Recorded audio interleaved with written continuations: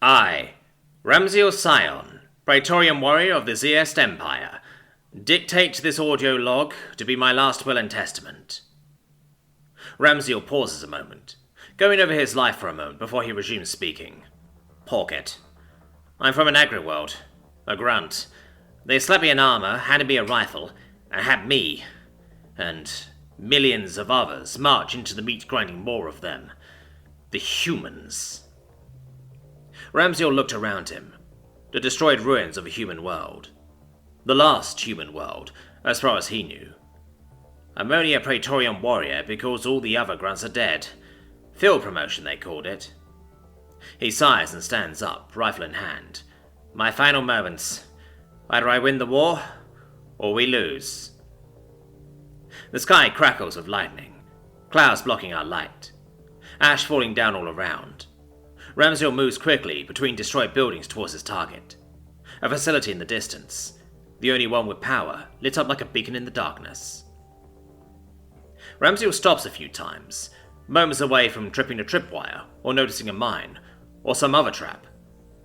He knew the exalted species would never understand humans, just like they never understood his people, any of the vassal races they subjugated. Why did the military lay traps in the civilian city? Idiots. The traps aren't by the military.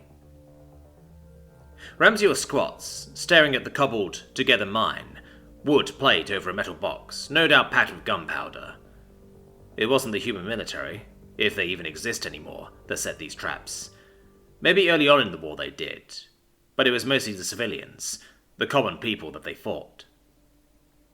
That was why he was thrust into this war, made to march into the maw of carnage.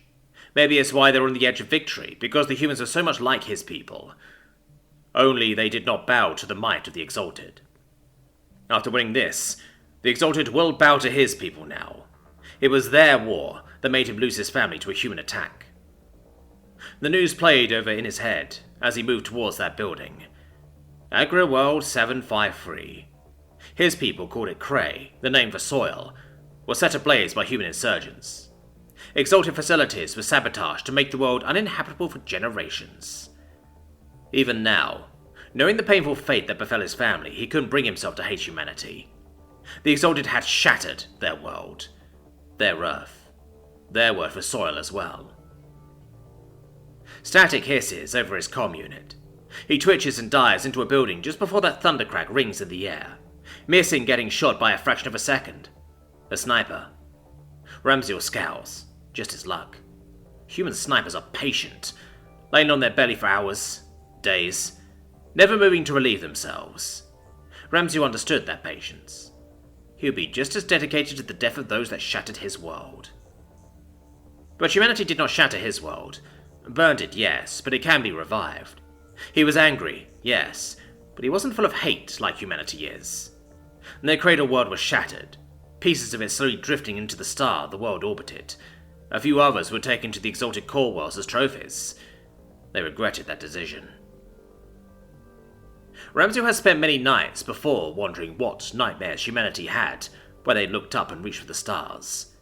What could fill a species with such fear as to create microscopic machines that devoured any matter to replicate more of themselves and use it as a weapon? To take diseases and breed them until they are more virulent, more infectious, more lethal, and then infect their own people to send off to die alone on other worlds. That was where he and humanity had a difference. One of a few. His attention turned to his current situation, on his belly behind a counter in some shop. Large window at the front, covered in ash. He wouldn't risk openly moving in front of it, however. Crawling on his belly, he made his way through the building, slow and steady, and out the other side entrance. Listening to his comm device, having set to cycle through human comm channels, it would make a static hiss whenever it picked up one. But that trick was one and done, as it made the humans' comm hiss as well. And they, no doubt. Another static hiss interrupts his thoughts, and he crouches behind the dumpster. Taking in heavy breaths through his filter, he starts pushing the dumpster down the alley and the street. Shots ping off the metal as he uses it as cover to get across the street. Ducking, weaving through buildings. The static hiss acting as a cue each time he was in the human sights. Why weren't they turning it off? He will have to ask them. Each shot gave away their position. A bell tower. Once in range, he unloaded his own rifle into the bell tower. His suit burst to life, absorbing the recoil of the rifle as it fires out devastating rounds, massive slugs that explode at impact. The bell rings its last cry, and the tower collapses. Slowly walking forward, rifle up. Movement draws his attention, and he fires. No hesitation. When the smoke clears, he investigates. A scowl on his face as he stares at the ghost. A machine. Mangled from the explosive slugs from the rifle, but he recognized it. That's why it didn't turn off its radio. It couldn't. Needed the signal from command. Ramsey expected more of the human ghosts, but he only found more traps, more ash, then finally the light. The last human stronghold, tucked away in some far-off system at the ass end of the galaxy. Briefing said humans called it an ark. Ramsey will stop listening after that. It was their last stronghold. It should be more defended than this. A bunch of ramshackle traps and a single ghost machine. Something about this was off. Way off. And his suspicions were confirmed as he approached the building, the doors opening up. Well, at least he wouldn't have to use that demolition charge. He enters slowly and cautiously. Lights inside are brightly lit. Hallways are dusty, but cleaner than the outside by a lot. His mask gets relief, able to pull in much cleaner air as he walks deeper into the facility. Not noticing any more traps, just a lot of empty space, tables, chairs, offices. He was here to win or die, and as he found no evidence of humans, Ramsey believed death was coming. Lowering his rifle to his side and sign, removing his mask as he walks through the facility. Pictures of Earth plastered around with the words, "Remember, always." Movement. He turns, weapon in his arms in a flash, and he fires. Smoke clears, white walls run red. A gurgling chuckle escapes the human. Fuck, you're a quick shot. Wheezing coughing escaping the human. Ramsey simply approached, rifle aimed at them still. How's it feel, Zeest fuck? The human spits blood at Ramsey's feet and spreads his arm and bloody stump. The last human, at your mercy. Ramsey stared at the mechanical skeleton underneath all that gore. Extensive cybernetics explains why they were still alive. Any last words, human? The human coughed a laugh out. Only about 1 million. Half of them swears. I'll give you the short version. The human looks up at Ramsey, grinning that bloody smile. You didn't win. A bloody cough escapes him. Earth broke before we did.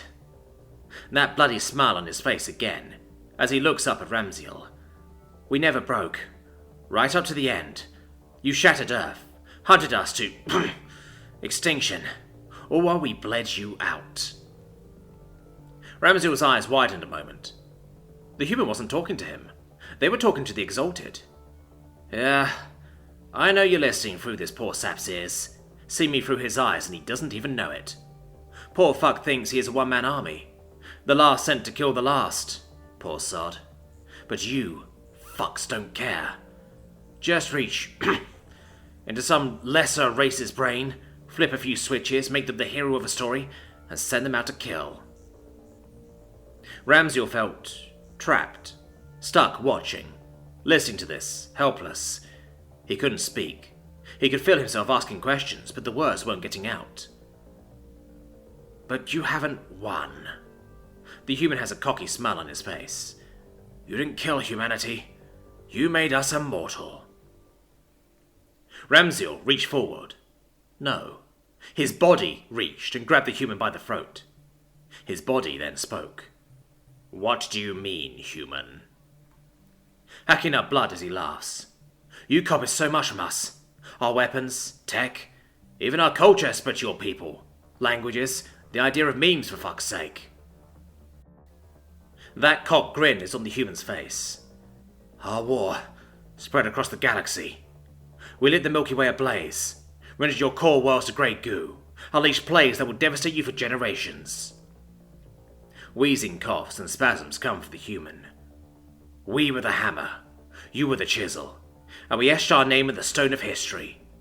Forevermore any who look upon this galaxy, these words, will know humanity never broke, that we were here, and it was we who pushed the dominoes that fell the mighty Zeist Empire, the empire that held nearly the entire galaxy in its iron grip for centuries. That gurgling chuckle comes from the human. You came here looking to win. You get nothing but my contempt, Zeist fucks. Ramsdale's hand tightens on the human's throat. We will have your Garden of Eden. The human's eyes widened, a look of panic on their face. You know about that, huh? Tough. You aren't getting it. The hand tightens on his throat. Ramsdale's other hand raises up, holding a device on it. Go ahead. Put your little mind manipulator on me. You'll get nothing. Slamming down the device, it latches onto the front of the human's forehead and drills inside. Ramsdale was witness to the human's life, flashes of it before him. A mechanic, father, man of faith, and finally, vengeance. And then the real information that the Exalted wanted, the human and another talking. A human, female, speaks up. Ark, huh? Like Noah's Ark? Yeah. Loaded up with everything we got from Earth. As much of it as we can. Launch it off to another galaxy and pray. The human, male, responds. One hell of a gambit. They'll bite. We have ruined too many of their worlds. Too many worlds in general. They need this tech to repair those worlds. A sigh escapes the human. It's just a damn shame that it's all a lie. Yeah, no Garden of Eden for them. But at least the sea ship will make it out before they get here. Your Noah's Ark gets to sail through the great void while you get to sit here and laugh in their faces when they come knocking at the door, looking for the keys to all our weapons, cures to everything we threw at them, only to realize it doesn't exist. Man, what I would give to see the looks on their faces. Ramsdale was laughing. He would be on his back laughing until his sighs hurt, but he was trapped in his own mind. And then suddenly he was laughing. Releasing the human from his grip, he gasped and regained his senses. Looking over at the human, their body limp. The device killed him. Too much stress on his already weak body. But why was he able to control himself now? Flexing his hands as he looked around and paused. There were others there with him. At least 10 others in this room alone, all looking as confused as himself. His suit then spoke. Everyone's suit spoke. You're free now. Go live in peace. Go seek revenge. Do whatever. The human's voice was speaking through their suit. Just go, knowing that the Zeist Empire did not win here. Know that they and any other tyrant can be defeated. So long as you have a little humanity within you, compassion for your fellow beings, and a bit of faith. 20 years later. Ramsdale coughs as he walks out onto the porch. Looking out over his little village, the cool air tickling his lungs, the TV behind him chattering on. Today is the 20th anniversary since the fall of the Zeist Empire and the creation of the Republic of United Worlds. We acknowledge this wouldn't be possible without the aid of humanity, of whom Marshall Davis was the last human, using the idea of an ark that humanity planned to use to survive in a distant galaxy as bait to lure the Exalted to him and allow the unshackling to occur with a virus. Freedom came at a terrible cost, as the ark was just an idea. No evidence was ever found that such a vessel had been made or launched from that facility, or any facility, and so we used this Remembrance Day to commemorate humanity, who gave their all, down to their last drop of blood, so that hopefully no one else would ever have to again. Ramsdale strokes over the scar on the back of his neck where his implant once was, looking out at the rising sun and smiling. Have a little bit of faith. They'll be back, if we need them. I'm sure of it.